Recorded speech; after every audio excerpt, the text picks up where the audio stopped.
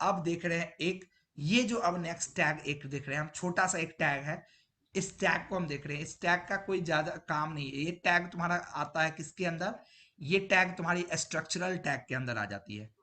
ये tag browser पे कुछ काम नहीं करता है। जो हम नेक्स्ट टैग देखने जा रहे हैं, ये नेक्स्ट टैग हमारा ब्राउजर पे कुछ काम नहीं करता है, बट ये हमारे अति को क्या करेगा, स्ट्रक्चर करने का काम करता है। ये टैग है nav टैग, NAV, जिसका फुल फॉर्म तुम कह सकते हो नेविगेशन, या जो भी कह सकते हो। तो ये टैग है nav टैग, जो हमारे पेज पे एंकर टैग ने, तो हमने एंकर टैग का तो हमने देखा कि ये हमारे पेज पे क्या करता है, लिंक्स बनाने का काम करता है। बट ये nav टैग हमारे पेज पे लिटरली करता कुछ नहीं, और ये क्लोजिंग टैग, बट ये आता है हमारे स्ट्रक्चरल टैग के अंदर। हमने ये पढ़ा है स्ट्रक्चरल टैग क्या होती है, स्ट्रक्चरल टैग क्या होती है, फॉर्मेटिंग टैग क्या होती है, सबको याद है? याद है कि भूल गए? याद है सर थोड़ा बहुत। रखो, स्ट्रक्चरल टैग करता था हमारे पेज पे स्ट्रक्चर सेट कम करने का है। बोले थे कि फॉर्मेटिंग टैग हमारे पेज पे टेक्स्ट को फॉर्मेट करने का काम करता था, बट स्ट्रक्चरल टैग हमारे पेज पे जैसे हमारे कोड को स्ट्रक्चर करने का काम करता था। यही काम नेविगेशन टैग करता है।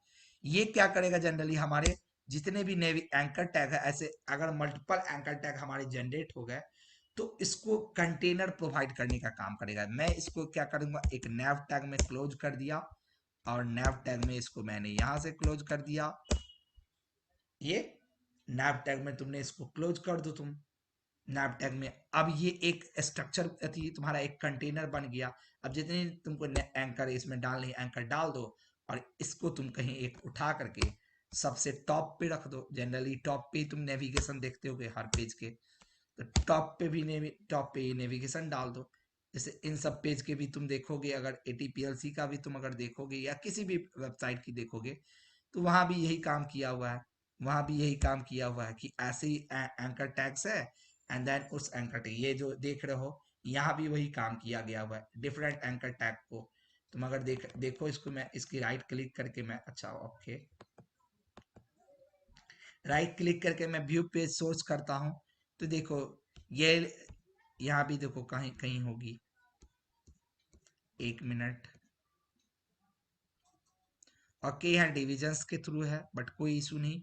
यहाँ डिविजन्स और यूएल के थ्रू बनी हुई है, बट ये काम हम नैप नैप टैग के थ्रू भी कर सकते हैं। देखो यहाँ से है ये नैप, देखो यहाँ पे ये क्लास छोड़ देते हैं, बट देखो ये नैप 14 लाइन नंबर 14 से नैप स्टार्ट हुई है, और नैप देखो क्लोज कहाँ हुई होगी, क्लोज हमारी हुई है यहाँ पे, क्लोज लाइन नंबर 122 में जाकर के क्लोज हुई है।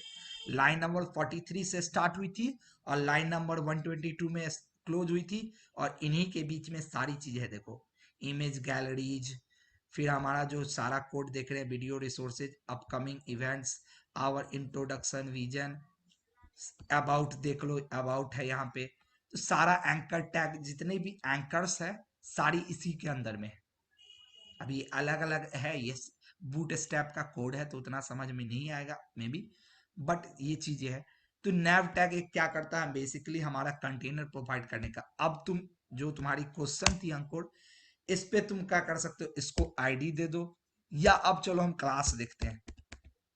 अब बोलोगे सर क्लास और आईडी में अंतर क्या है, तो आईडी हम जनरली कब देंगे, जब मेरा कोई एक सिंगल एलिमेंट उसके अंदर होगा। जैसे मान लो यहीं पे एंकर टैग, एक सिंगल एंकर टैग खोलेंगे, हम यहाँ इसको आईडी दे सकते हैं, क्योंकि यहाँ पे एक सिंगल एलिमेंट्स को हम क्या कर रहे हैं, स्टाइलिंग कर रहे हैं।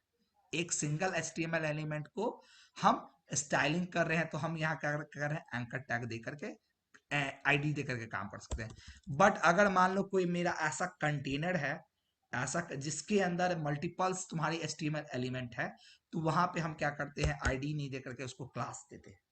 मेरा अगर सिंगल HTML का एलिमेंट है, और उसको अगर हमको अथी स्टाइलिंग करना है, उसको कुछ आईडी देनी, तो हम आईडी वहां देते हैं उसको। लेकिन अगर मेरा कोई कंटेनर है जिसके अंदर मल्टीपल HTML एलिमेंट्स है, एक से ज्यादा HTML एलिमेंट है, जैसे यहाँ पे देख रहे हो कि 2 एंकर टैग है, यानी एक से ज्यादा HTML एलिमेंट्स, तो हम nav टैग को इस केस में क्या करें, क्लास दे दे रहे हैं। और क्लास दे दो यहाँ पे तुम, क्लास इसको दे दो इंडेक्स, अब क्लास दे दिए, तुम एक्सटर्नल सीएसएस में इसको उठा के ले जाओ। और हम क्लास के लिए मेरे पास सेलेक्टर होता है डॉट, आईडी के लिए मेरे पास सेलेक्टर हैज होता था, क्लास के लिए सेलेक्टर डॉट होता है डॉट। और डॉट करके इंडेक्स पे तुम लगा इंडेक्स, और इंडेक्स की देखो हम बैकग्राउंड कलर सेट करते हैं। देखो यहाँ पे बैकग्राउंड, देखना कि ये सिर्फ इस पेज पे लगेगा, बाकी और किसी पेज पे नहीं लगेगा। बैकग्राउंड कलर मान लो एक्वा ही लगाते हैं, मुझे ये कलर ज्यादा याद रहता है, तो एक्वा लगाया। और देखो इस पेज को मैं लोड कर रहा हूँ, इस पेज को मैं होम पेज को लोड किया, देखो आ गई टॉप पे।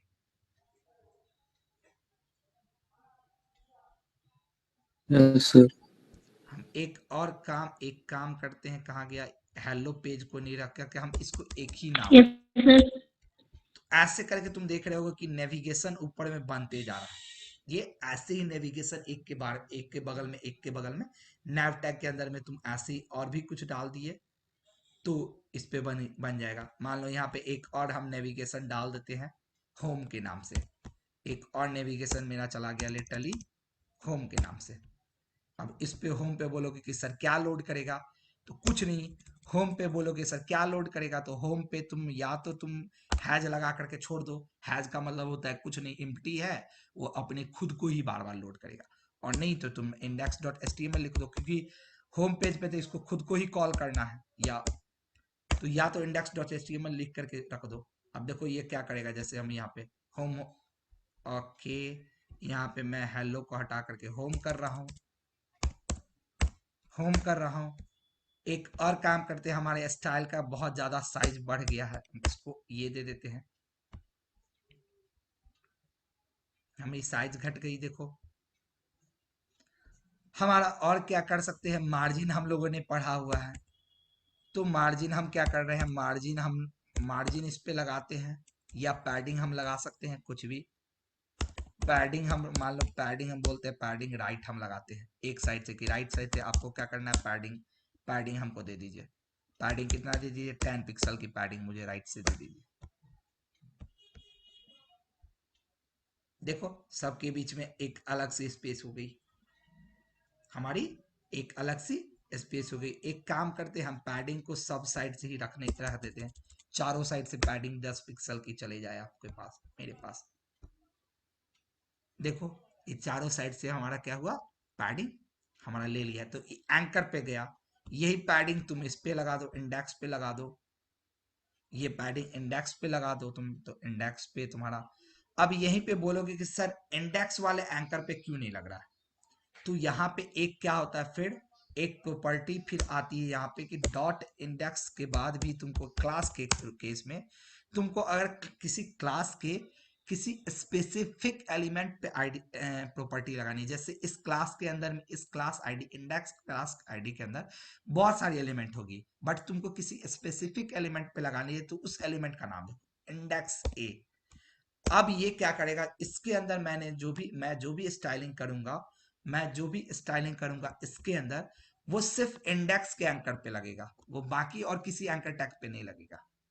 तो मैंने यहाँ पे एक क्लेसिफाई कर दिया कि आपको क्या करनी है, ये जो स्टाइलिंग है सिर्फ जो इंडेक्स क्लास जिसका होगा उसके एंकर, उसका जो एंकर होगा उसी पे करना है। तो ऐसे करके हम लेवल चेंज करते जाते हैं स्टाइलिंग की। हम एक पहले हमने देखा क्या, हम कॉमन कर रहे हैं, हम पहले कॉमन कर रहे हैं कि हर अति पे लग जाओ, जितना एंकर टैग है सब पे लग जाओ। उसके बाद मैंने उसको क्या किया, उसको थोड़ा सा और शॉर्ट डाउन किया कि नहीं, अब एक आप स्पेसिफिक क्लास पे लगो, आप एक स्पेसिफिक क्लास पे लगो। उसके बाद उसको मैंने और सिंक्रोनाइज किया कि आप अब क्या करो, एक स्पेसिफिक क्लास के सिर्फ एक स्पेसिफिक टैग पे लगो। तो ऐसे करके तुम्हारा क्या होता है, अलग अलग वे ऑफ स्टाइलिंग होता है, अलग अलग वे ऑफ स्टाइलिंग होता है। क्लियर हो रहा है। अब इसका तुमको देखो यहाँ पे तुम्हारा नॉर्मली तो मेरा पूरे एंकर टैग का क्या है, कलर रेड है, बट मैं चाह रहा हूं कि इंडेक्स वाले का कलर कुछ अलग हो। कलर इसकी कलर मान लो मैं चाह रहा हूं कि ब्लैक हो जाए, इसका ब्लैक ब्लैक हो जाए। तो देखो कलर ब्लैक कर दिए। अब देखो ये सिर्फ इंडेक्स वाले के लिए, देखो इंडेक्स वाला, बाकी तुम किसी का देखो जाकर के वही चीज है, बाकी सारे की टैग्स वैसे ही है, लेकिन सिर्फ इंडेक्स वाले का क्या हुआ, स्टाइलिंग मेरा चेंज हो गया। दिख रहा है अंकुर? Yes sir. कि मेरी सारे पेज की स्टाइलिंग, क्योंकि मैंने सिर्फ एक बोला कि आपको सिर्फ स्टाइल चेंज करो जिस पेज का क्लास इंडेक्स हो, जो जिसका जिस एलिमेंट का क्लास इंडेक्स है, उस क्लास इंडेक्स का जो एंकर टैग है सिर्फ उसका आपको कलर चेंज करना है ब्लैक, पूरे की नहीं। तो ये क्लास के केस में ऐसे हो जाएगा, क्योंकि क्लास के क्लास अगर तुम सिर्फ डायरेक्ट इंडेक्स पे लगाओगे तो इंडेक्स का जितना तुम्हारा है, जैसे मैंने सिर्फ इंडेक्स पे कलर लगा दिया ब्लैक, तो अब इंडेक्स के अंदर जितनी तुम्हारी एलिमेंट्स होगी सारे पे चली जाएगी वो। मान लो उसके अंदर डिवीजन भी होगा, उसके अंदर अथी भी कोई और मान लो पैराग्राफ टैग भी होगा, वो सबका कलर ब्लैक कर देगा, वो सबकी कलर ब्लैक कर देगा। तो मैं चाह रहा हूं कि नहीं, मेरा इसके अंदर भी सिर्फ एंकर का कलर ब्लैक, एंकर की। अब इसके अंदर कोई और दूसरा एलिमेंट लिखोगे उसका कलर नॉर्मल ही रहेगा। तो ऐसे करके हमारा सिंक्रोनाइज होता। अब इस कोड को तुम क्या करो, इस कोड को यहां से उठाओ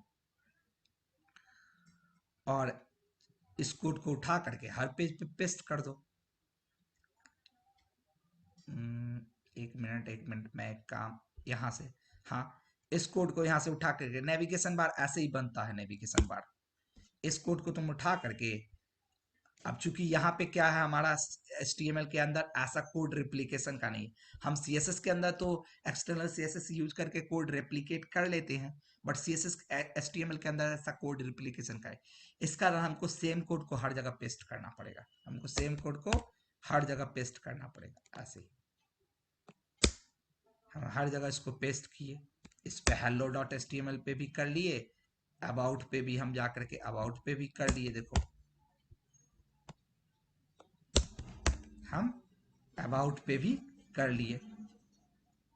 अब देखो लोड कर लो, देखो सबके टॉप पे तुम्हारा चला गया, होम पे चले जाओ, हेलो पे चल जाओ, अबाउट पे चल जाओ।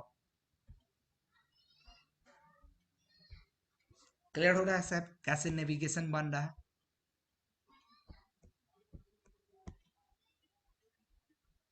Yes sir. Okay, we have done a lot of things today. So हम लोग अपना सेशन यहीं पे अब रखते हैं।